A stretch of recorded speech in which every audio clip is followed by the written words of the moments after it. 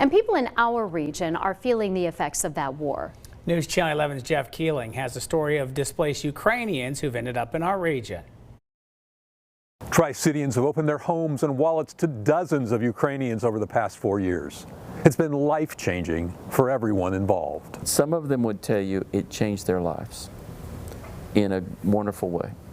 In fact, one man said to me, "I'll never go back." In other words, he became such a volunteer, such a servant. Robert Russell leads Celebration Church in Blounteville. They had a relationship with a Ukrainian named Alex, who'd already made it here when the U.S. began its humanitarian parole program, Uniting for Ukraine, in spring 2022. We had told Alex we would help a family. But Alex knew dozens of people with needs, and Celebration's congregation stepped up. In just a few months, we had 5 families here. Eventually, the church sponsored a total of 55 Ukrainians. We like to say we're led by the Holy Spirit, and we just felt like the Lord was leading us to do it.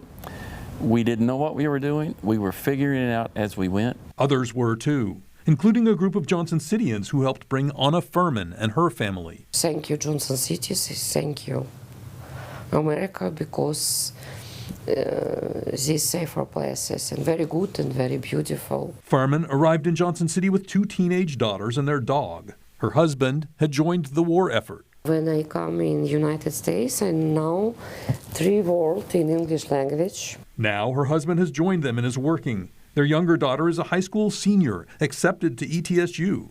Night and day changes from the early trauma. She has friends, no problem with English language, job. Adapting doesn't lessen the longing for a home that was wonderful. I have business, travel and company. We have everything, and we was very happy.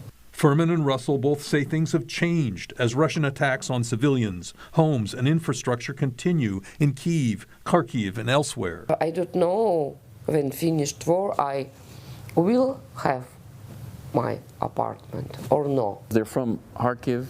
The war is still right at their doorstep. Kharkiv gets bombed regularly. They can't go home. Some families tied to Celebration have recently gotten additional 2-year humanitarian parole extensions. It wasn't exactly exhilaration, it was just relief. And so now we're hopeful that as many are getting approved, things are smoother. Furman hopes to learn soon whether her family's stay in the U.S. can be extended.